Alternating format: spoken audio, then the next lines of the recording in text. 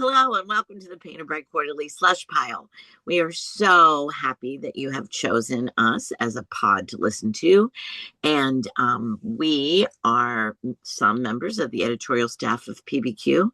And what we do is while we're looking at work that gets submitted, we make decisions on whether or not something should be maybe on the show. And then we ask the author, and then we discuss it. So we're basically having an editorial meeting on air, and we hope you have as much fun with it as we do.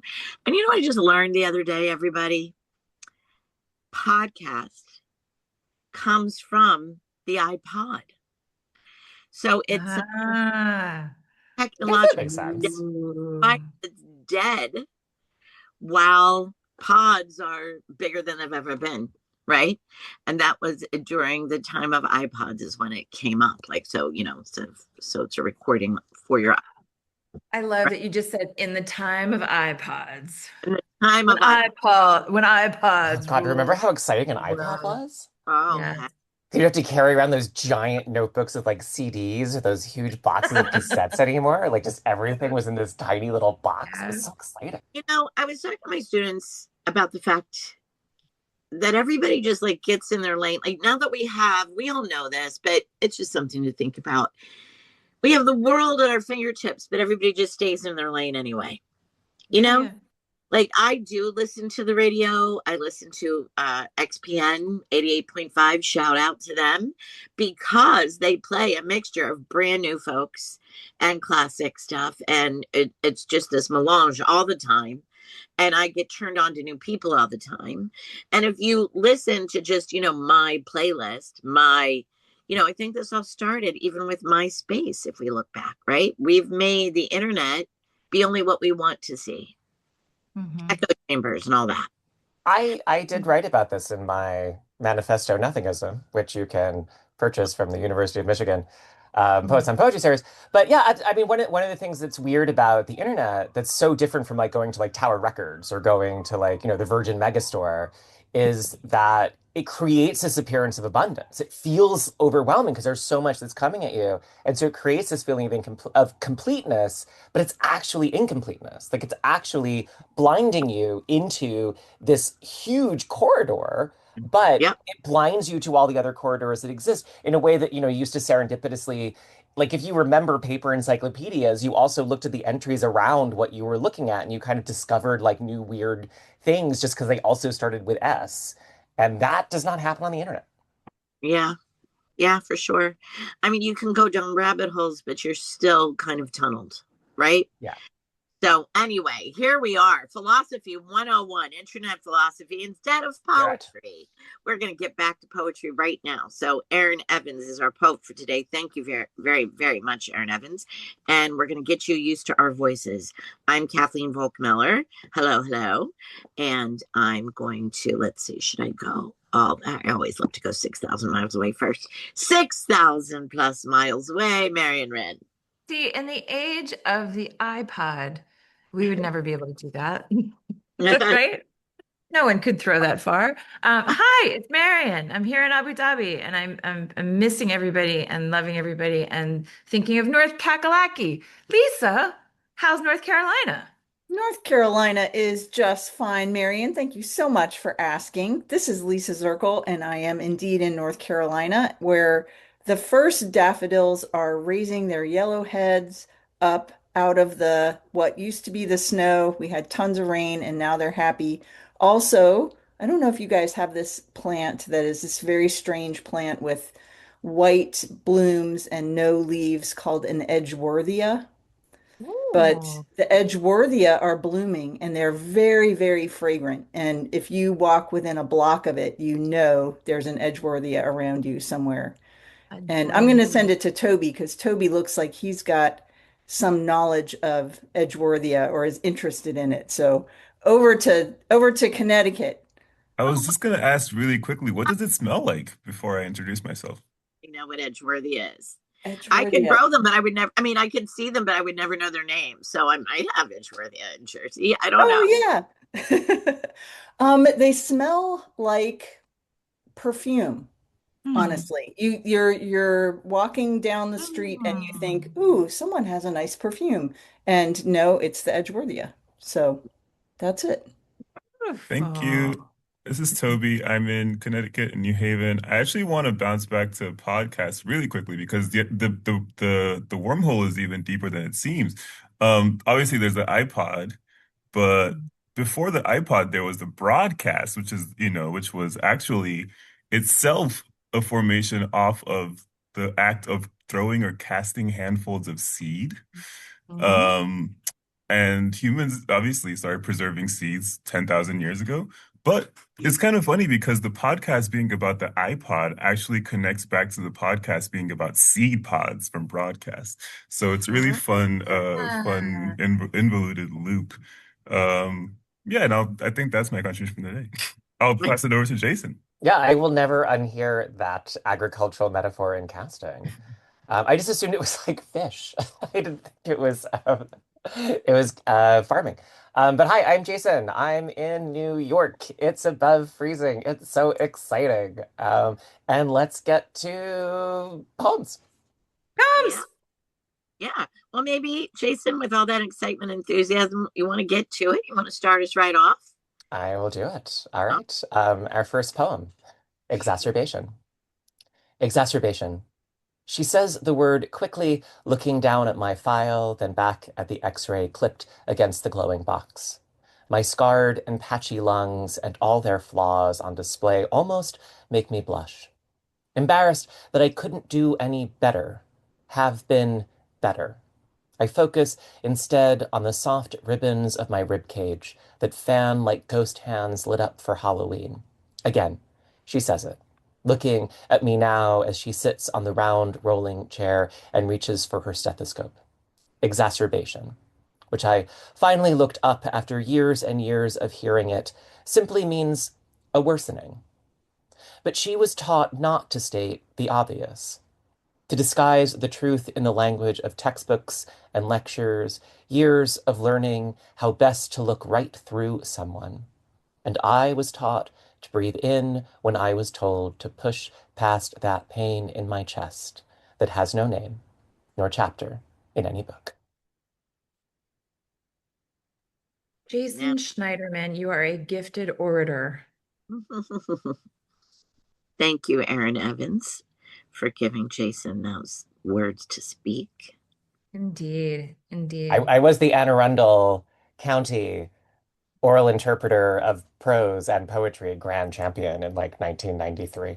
Those My skills, those skills, they God. never leave you. High school, it's important. Tiara, Okay. tiara. Did it come with a tiara or a scepter? No, no, a mace. It came with a mace. Okay, Yeah. a mace. Very good. So that I So could one of rule over my oral interpreters. Yes. well, as an oral interpretation of a poem, exacerbation, Yeah. one of the things I really loved about hearing it out loud was the way the repetition Yeah. in the lines actually both like slows the speaking and sharpens the in like the intention or the execution of the line. So it was really cool to hear it out loud.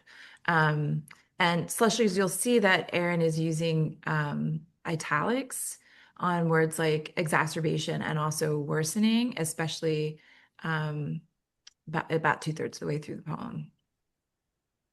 Yeah, no, there's so much great sound work in this, on the soft ribbons of my rib cage, the way those B's and S's and O's are kind of just unraveling across the line. And yeah, there's a very strong attention to kind of vowels and consonants with duration and vowels and consonants that are very sharp and kind of staccato. Mhm. And reading it is really, I mean, even exacerbation has that in it, where like the consonants kind of pile up.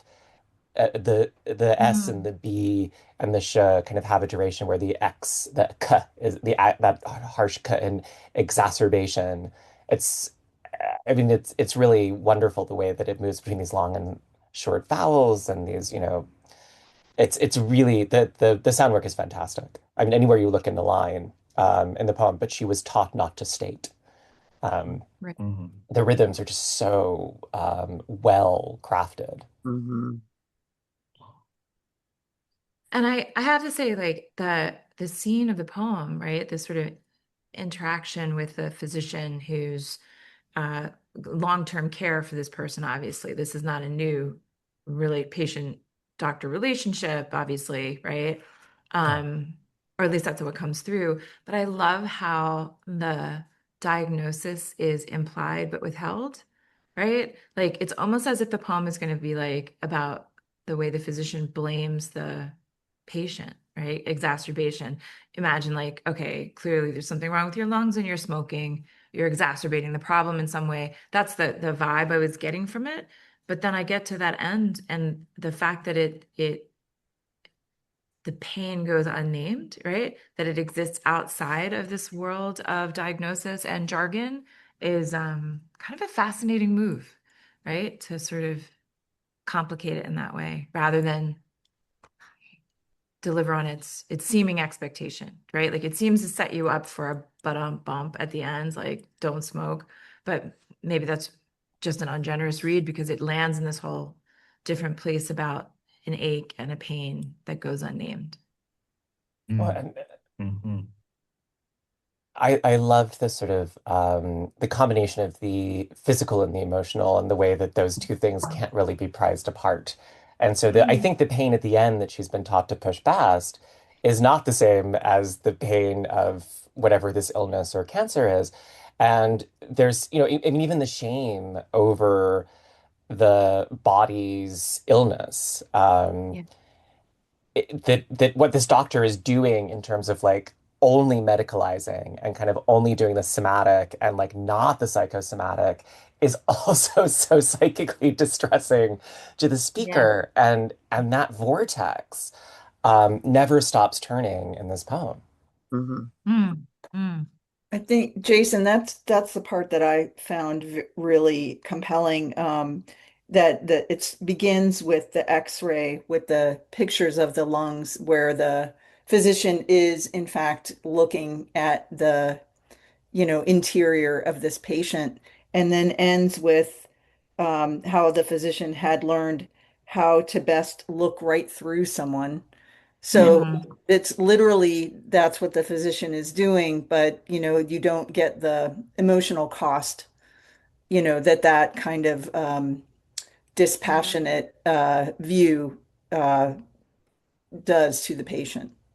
Mhm. Mhm. Yeah, I think my reading is closer to Jason's too, in that even I never thought about that they were a smoker. Embarrassed that I couldn't do any better. I think there's could be just shame for being sick. You know, Sick. I Yeah. I this Yeah. one, right? And that it, Mm.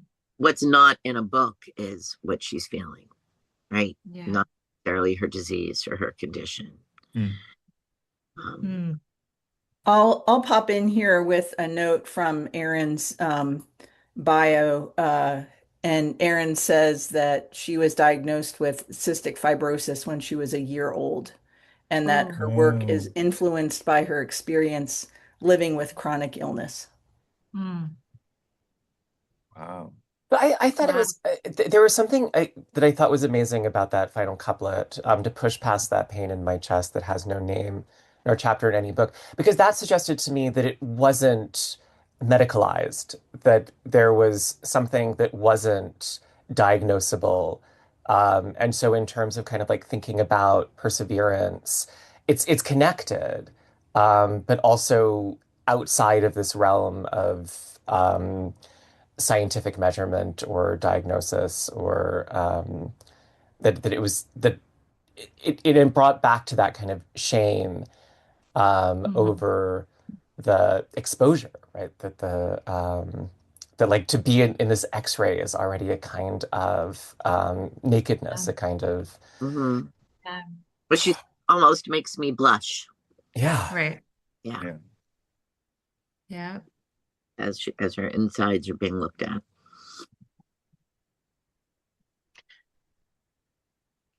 Oh, I love this poem now.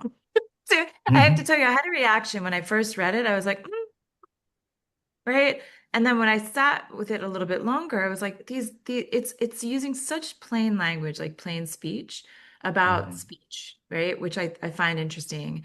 And and I just, again, the endings seem to land in this space of, an inability for the jargon to come close to naming the actual pain that the medicalization causes, right? Like it's so clear how the speech of the physician is exacerbating the shame that this patient speaker is feeling. Um, and yeah, way to go, Erin. And just anywhere you look, I mean, as she Yep. sits on the round rolling chair, like the way that the sound work, slows and speeds and like just does all of Yeah. this amazing work. And and you're right, it's so simply worded. I mean, the diction is Right. so natural. It just feels like speech. And yet it's so carefully crafted. And Yeah. anywhere you go, you just find, these caesuras, these staccato moments, these slowing downs, these lilts. It's Yeah. fantastic. And I have to say, like that, the turn, right, at the like the two-thirds of the way through the turn reminds me so much of like that, like Whitman's gesture in what is it? The learned astronomer, you know, like you're sort of like you're sitting there with the charts and the graphs and right. And it's not until you walk out under the mystical moist night air and look up, right? The sort of that turn in that poem is this, juxtaposition between one kind of learning and another kind of knowing. And I can like I feel that gesture here, right? Which is from specificity and the damage specificity does to this other experience, right? That the poem lands in, which is really surprising and beautiful. But and I also think that the way that it stays in like this doctor or tech um is not peripheral, but is also not like there's no suggestion. Like, I mean, the closest we get to her subjectivity is she was taught not to state the obvious, right? And we have this moment where we kind of talk about her background. But for the most part, it really stays very close to the bone. Like it really stays with the speaker's experience in this way where this doctor's lack of connection as it's being experienced kind of stays at this distance, which recreates that experience. And so I felt like very much in the mindset of the speaker in that perspective in a way that I thought was really well done as well. And again, like um, it doesn't feel overdone, but as you keep staying with the poem, like you experience it in that way. All right. So what Aaron doesn't know is that I'm typing in the chat close to the bone, Mhm. right? That Jason might have just articulated the title of the episode. I don't Um, think that's me. I think that phrase is like Yeah. I don't think that's my phrase. No, I obviously, will have to no, we'll no, Google it's that it's later. it's in the world. That has been in the world. But invoking Yeah. close to the bone in a poem about the Yeah. body is kind of perfect.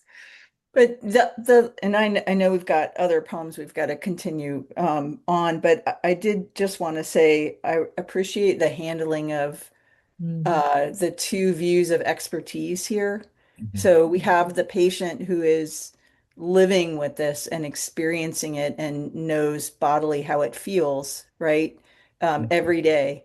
And then we have the physician who just pops in for 15 minutes and is regarded as the expert and, the be all end all of what this experience is and what it means and using the fancy words and explaining to the patient you know and I think that the poet really does a nice job of turning that on its head and letting the reader feel the lived experience of it, what it feels like to be in that position. So, okay, Lisa, that comment so invokes is it Leslie Jamison's empathy exams? Do you know this collection of essays? Right? Yes. Like that really drives into that realm, right? Of expertise, of knowledge, of bodily knowledge, lived experience, of pain. So Slushies, if you haven't read it, right? It's not a collection of poems, it's a collection of essays, but empathy exams. I would throw that on your reading list. Um, for context here, for sure. Toby, did you want to weigh in? I feel like you've been quiet. No, this. I mean, I think I agree with everything everybody's said, and I particularly enjoyed the way that the poem kind of flows inside of plain speech. You know, plain speech itself being kind of like almost an argument of the poem against something textbooky or something. Yeah, something that you have to look up. And I think it's also interesting. I mean, like the question that I'm kind of turning over in my head right now is there is a word that the speaker knows, which is worsening, and worsening kind of gets, maybe it gets closer to the truth for the speaker, but it's also kind of the case that the doctor could never know what to say in the situation. And I think that's kind of an interesting part. The doctor could never like pick the word that feels like it puts a finger on the truth in the situation. And I think that's kind of interesting for the speaker to kind of live with, and that like, sure, the doctor could, use a more approachable term, but there's also like the overall sense that like even the approachable term probably wouldn't be able to reach what is actually being felt, which is kind of a different kind of despair. But yeah, I agree with everything that's been said thus far. Yeah. I would like to do two things. This image, there's only most of this is we keep talking about the plain speech. Hmm. This image is, I think, what I will take with me on the soft ribbons of my rib cage that fan like ghost hands. Yeah. Oh my God. That just makes me put my fist to my heart. Yeah. And that is the image that I will carry. And again, we have all of the words that you guys are talking about, the specific words: ribbons, rib cage, fan, like ghost hands. Yeah. The sound line, those two lines, too, are just beautiful. And I've been wanting to remind our listeners that, of course, you can go to pbqmag.org, and we're talking about, a couple italicized words and these couplets and how beautiful they are. And you can go and drop in and take a look as well. Yeah. Really, really quick, that's a fun moment or weird moment because like the ghost ribbons might or the soft ribbons might actually be like the sign of the illness. Like there's a kind Yeah. of beauty, there's a beauty in looking at the X-ray that the speaker finds, discovers, puts in the poem, but also it's like it's precisely where you would not expect to find it, I think. We do have two more by Erin Evans to discuss, so maybe we should vote. Let's vote. We could talk and talk, but let's vote. Yeah. 1, 2, 3, vote. All right. Hopefully, no surprise. It's in. Erin, way to go. Way to go. I love that for all of us. Oh my God, I was so good. Yeah, thank you. Gus published it. Yay. And we're moving on to our second poem, and I'm wondering who might want to do that. Can I read it? Yeah. So we say, Okay, Mary, I'm gonna. really expectant, like you want to do it. Get in there. It's me. And Slushies, what you can see is I'm a woman of a certain age, so I have readers on. So I have my head tilted back, so everybody on the call is like straight up my nose right now. So I give you my nose hairs whilst I read komorebi. Komorebi, which is a Japanese word, by the way. It's Komorebi. Slushies. I'm doing my best with my Jersey accent. Komorebi. Scott nudges my kayak away from the shore. The yellow plastic scrapes the sand and seashell bottom until it glides to the open water over deep green seaweed that waves its version of goodbye. A soft pushing away, a departing of one world only to enter another, so vast there are no names for things. When I die, let it be like this. Some languages have words for words we never even thought to speak.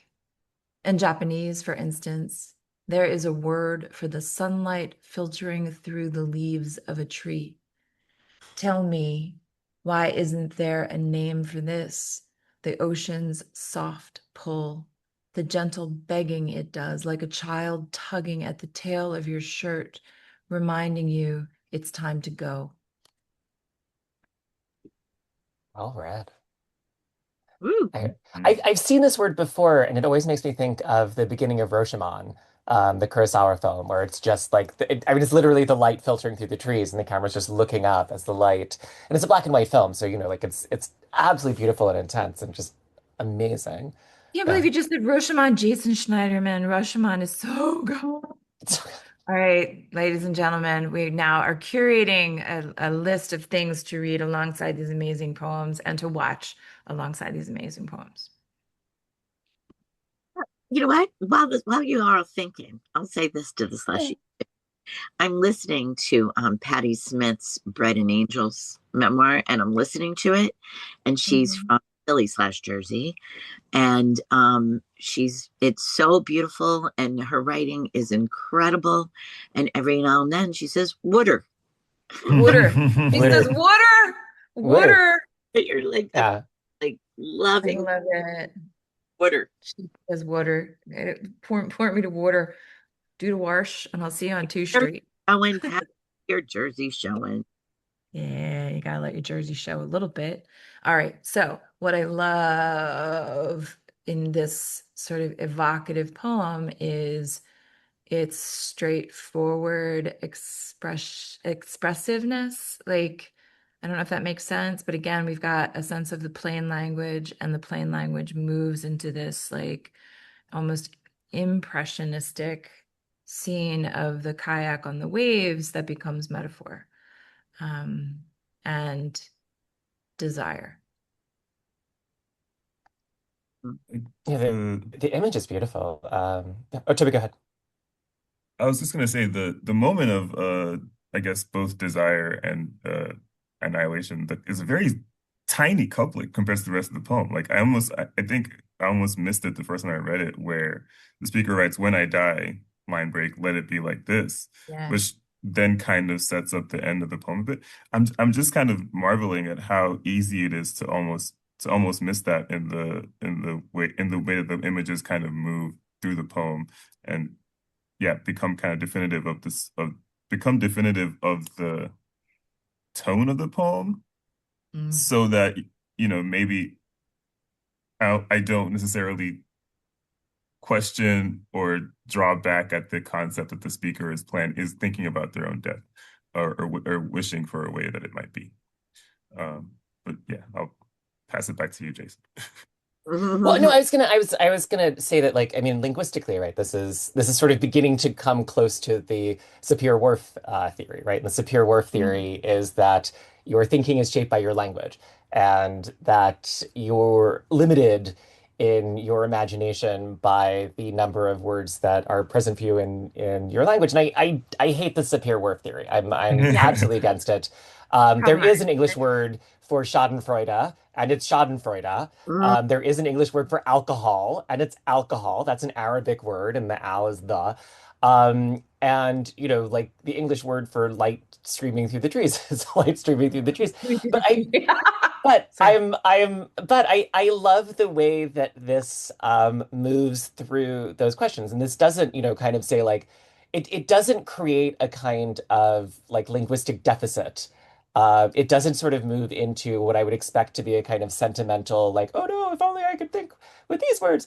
It actually stays in the scene and then kind of contemplates how to describe it as it's describing it. And I thought that was really well done. That, like, Mhm. in this kind of philosophical approach that I'm predispositioned to be against. I thought this did a really beautiful job of kind of moving in and through it and thinking about um, how language works rather than kind of bemoaning a limitation of it. And so I thought that, why isn't there a name for this? Well, of course there is. You just said what the name is.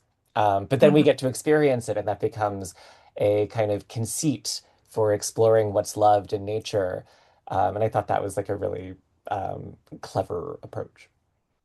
The poem struck me as an admiration for the expansiveness of the world, and including that there are names for this phenomena in other languages.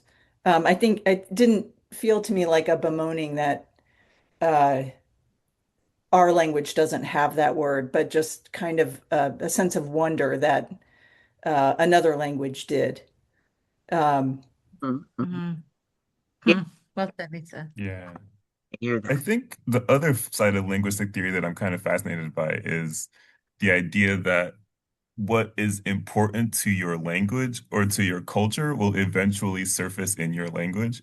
I don't know that that's true, actually. I'm not sure that historically how that bears out, but it does kind of suggest like this, like, like there are places, there are like, you know, gesture, or there are like ways of being in the world that other people have that are reflected in their language. And I think like, you know, being so interested in the light coming through the trees that your language develops a word for it is a different like a different take on the language situation that I think is interesting because like, again like things like then you can back form or work backward into that space where you're like, oh, these people seem interested in this thing, like how did they develop this perspective, how did they develop this like ability to look in this way.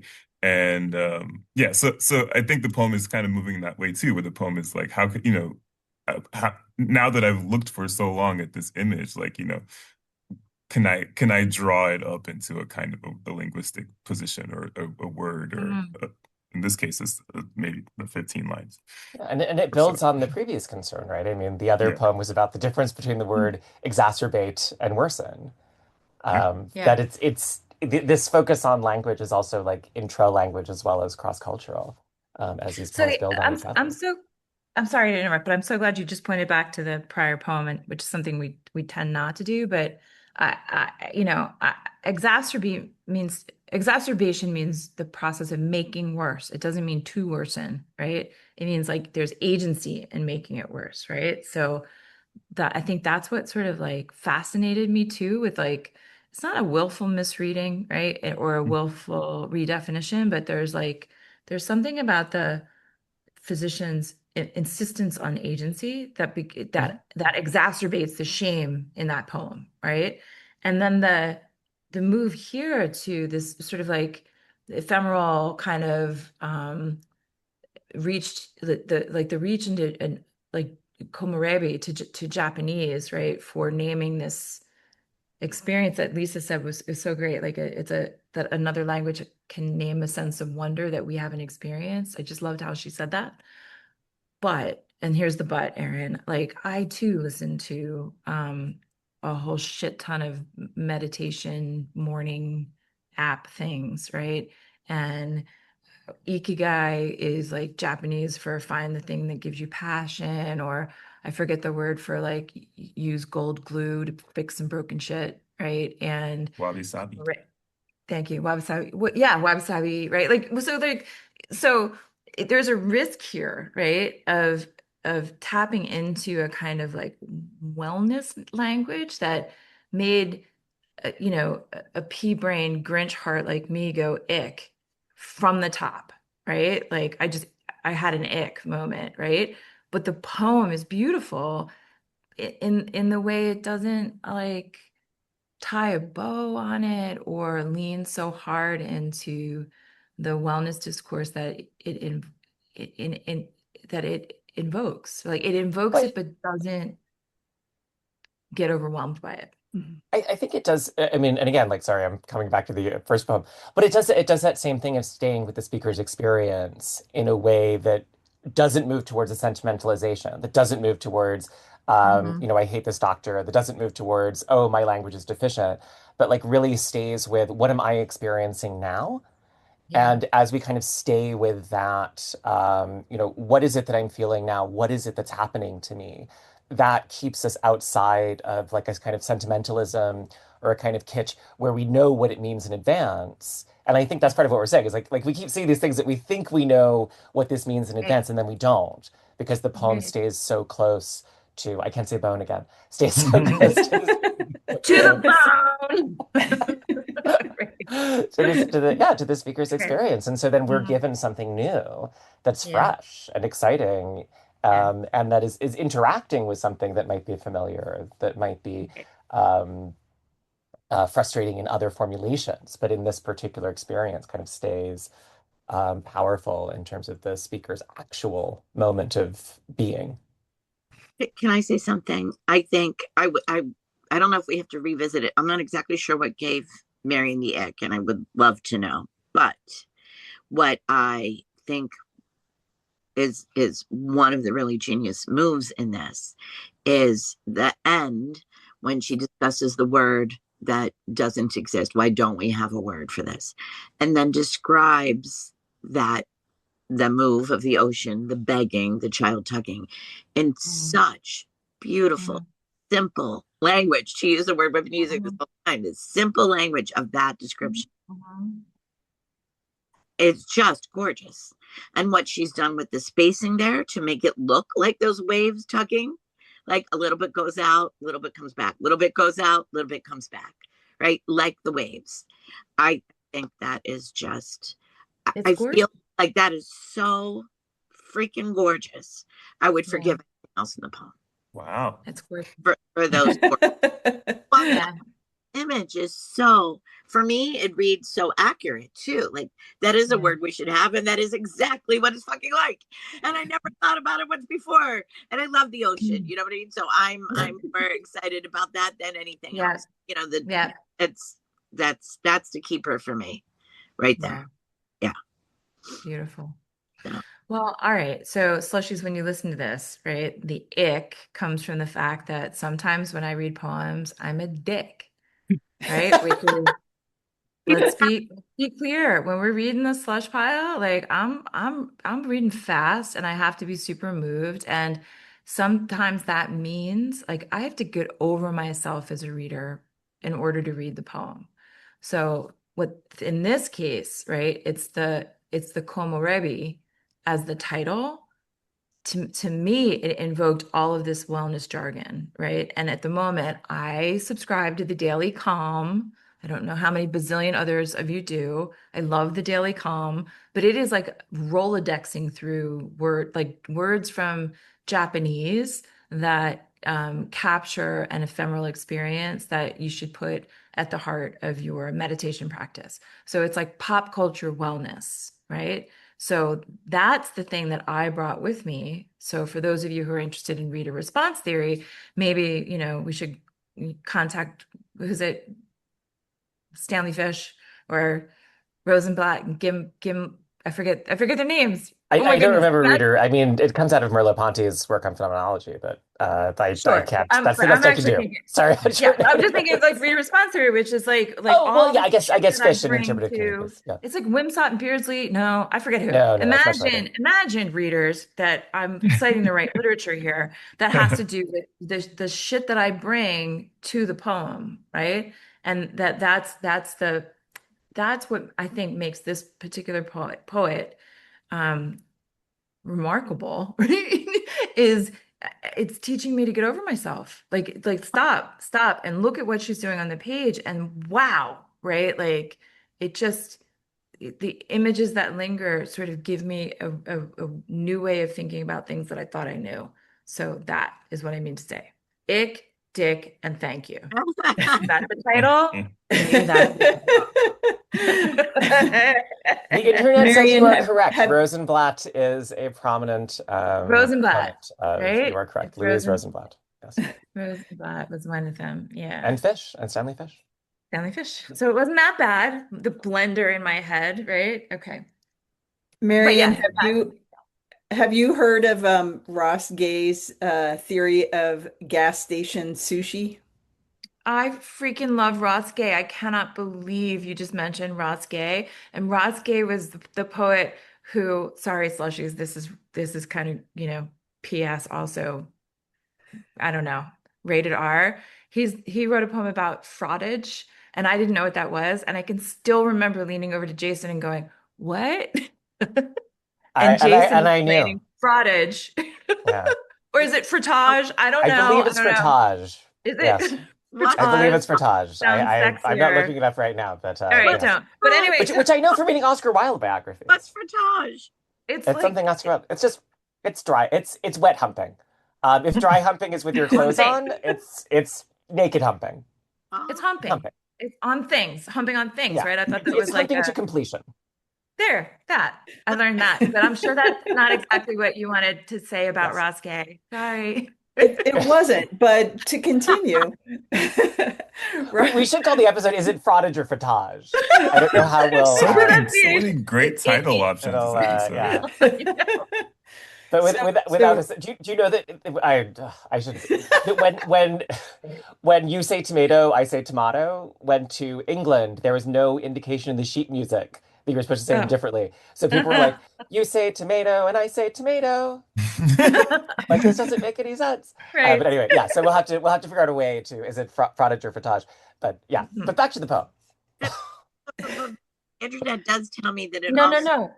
It's not back to the poem. Sorry, Kathy. It's What's that? back to the gas station. It's back to the Yes. gas Oh, station. gas Sorry, station Right, sushi. that's the gas station that Gas closes station down. sushi. Yes.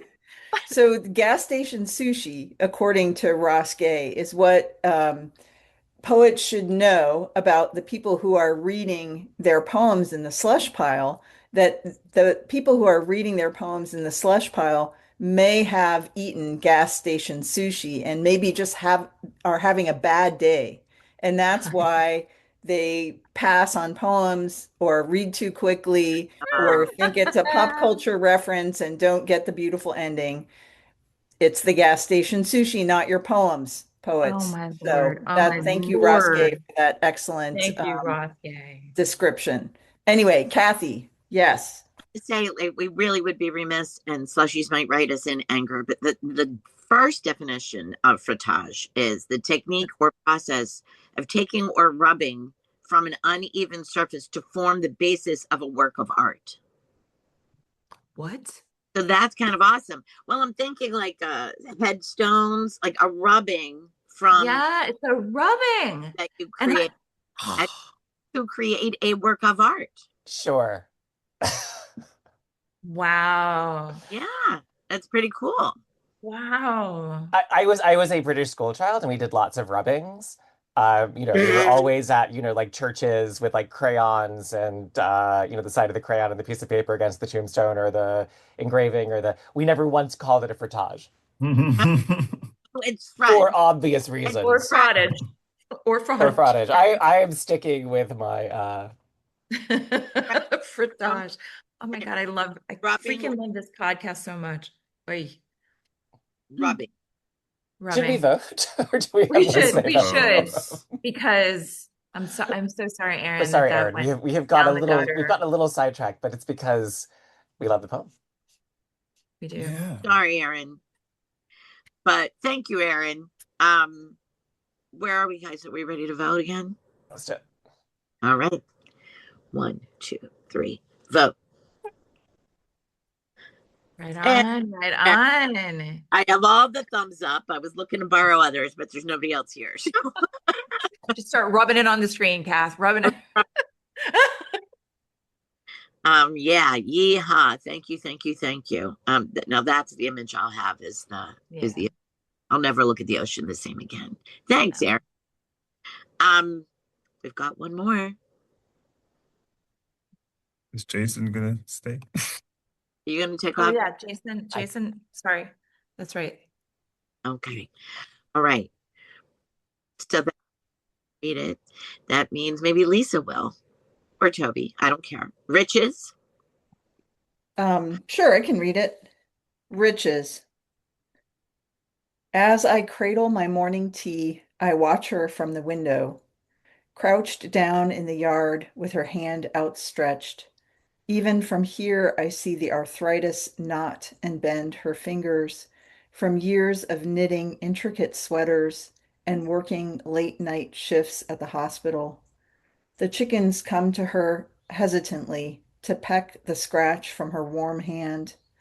She told me once that even when she has nothing to give them, they still peck softly at her wedding band. They surround her now, their bobbing and dipping beaks, and as they take the seeds she offers, she smooths the long yellow feathers that in the right light turns golden.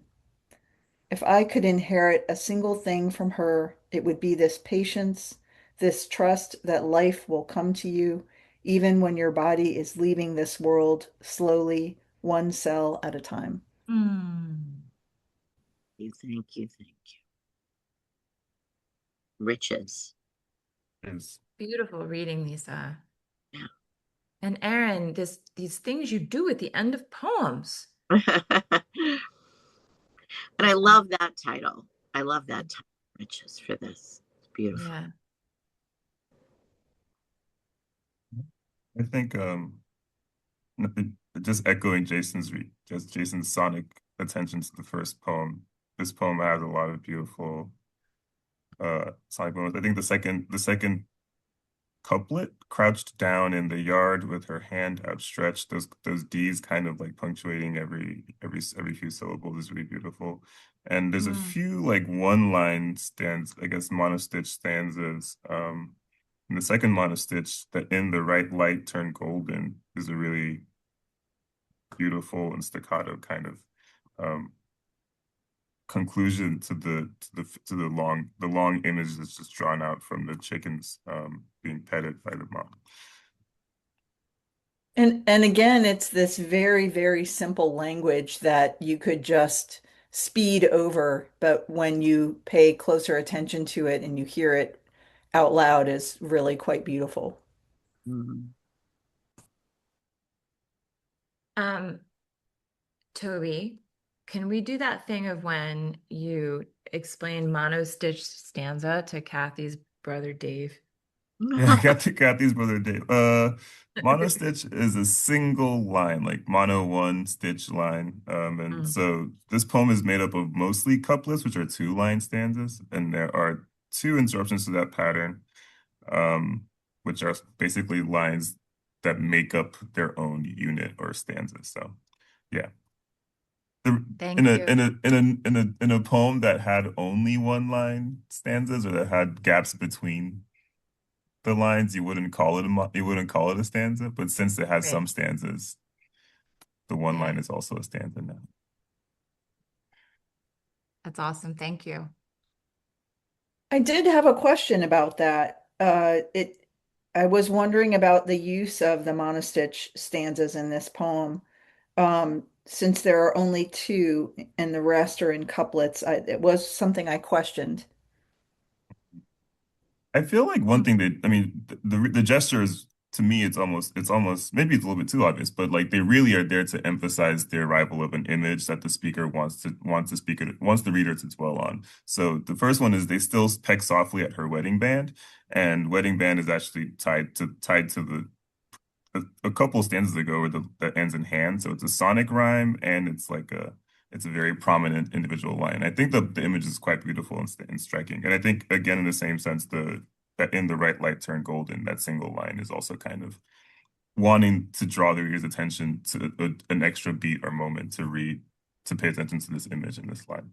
But I can hear an argument against that. But I think it's very intentional because it's basically like, she could have had all couplets because she has the right number of lines. She could just Right. it would still be fine. But I think Right. there's a real like I have exactly two lines that could have been a couplet that I want to emphasize as like a space of differentiation. Mm, mm. Well, Beautiful. you guys know I am not a poet, but that doesn't stop me from editing and teaching poetry, right? And I would say what I always think is if you're going to break a rule or break a form or something like that, you better have a damn good reason, right? It better Mm. be organic and feel like it's necessary for the piece. And I would say that in this one, Mm. to use the word I used earlier, I would forgive that for sure because those lines are so beautiful and there's a certain finality to them. They do both end with periods, but they do kind of like close that moment.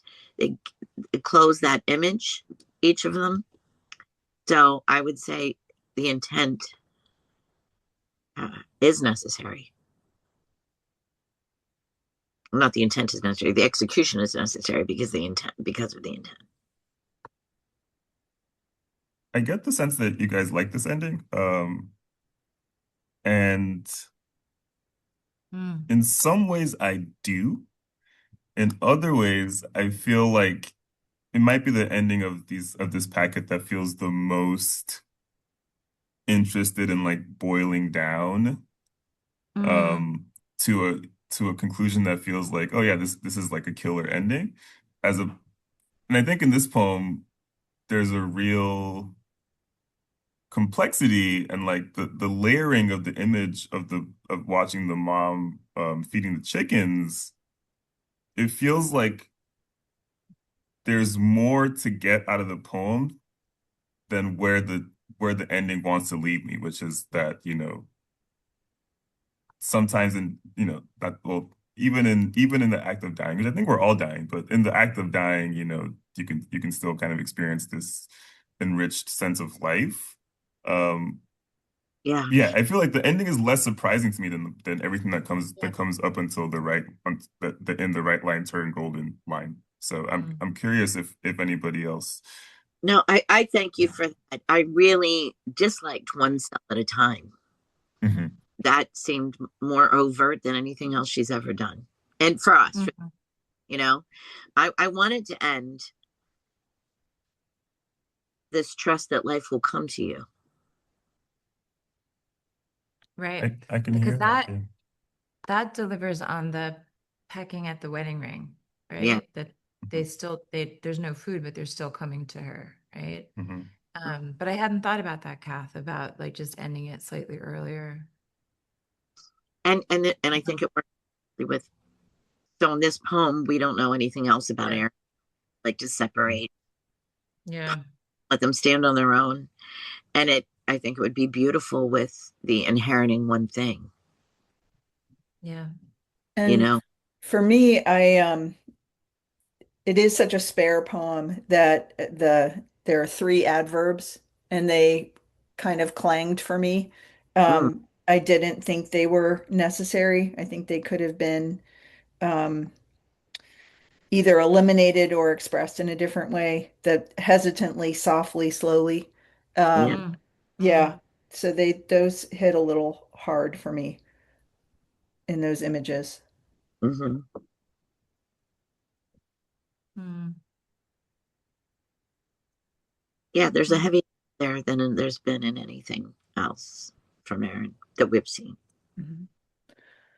But I will say I was really impressed by the verb in the very first line as I cradle my morning tea, which kind of sets you up for a person watching a child versus a Hmm. parent. And I really liked that inversion. It caught me by surprise and I was delighted when I figured out it was an older person that the speaker was watching and not a child. Yeah. But still that kind of sense of fondness and care came through. nice.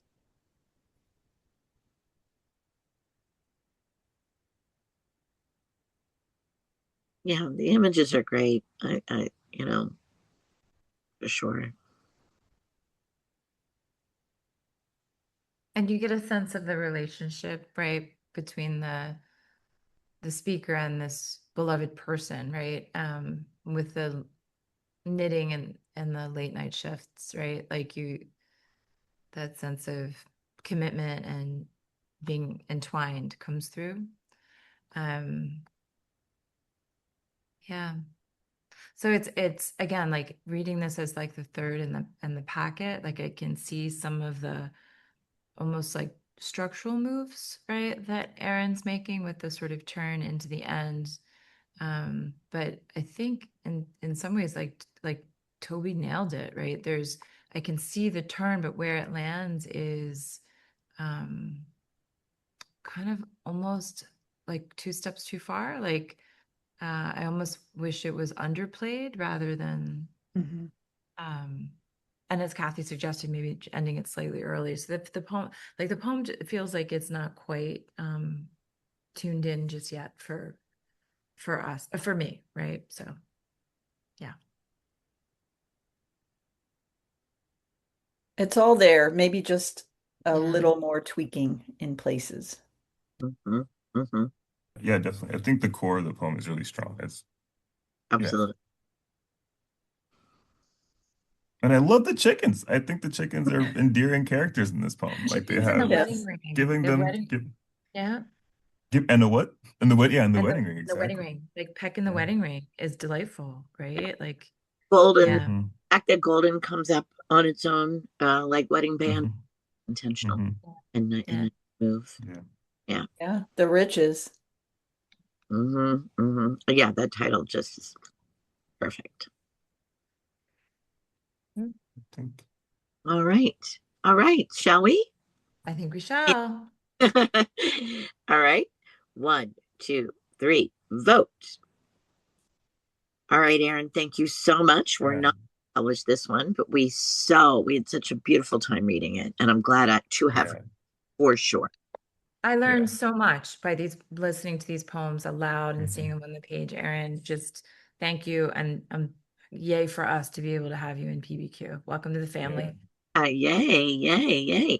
So, in fact, Erin and anybody else who's listening, come say hello. Come visit. We'll be at booth 1272 in Baltimore at AWP. So if you're there, come find us. We would love to say hello and hug you in IRL and all of that. Welcome you to the family IRL. So yeah, come see us at 1272. And thank you so much for listening. Thanks again, Erin Evans, for sharing your work with us in this manner, allowing us to share it in this manner. Let us know how we're doing and keep reading. Woohoo! Woo! Thank you, Yay! Erin. Yay, Erin. Woo! Bye, Yay, slushies. Erin. Bye, Bye, slushies. slushies. Bye, slushies.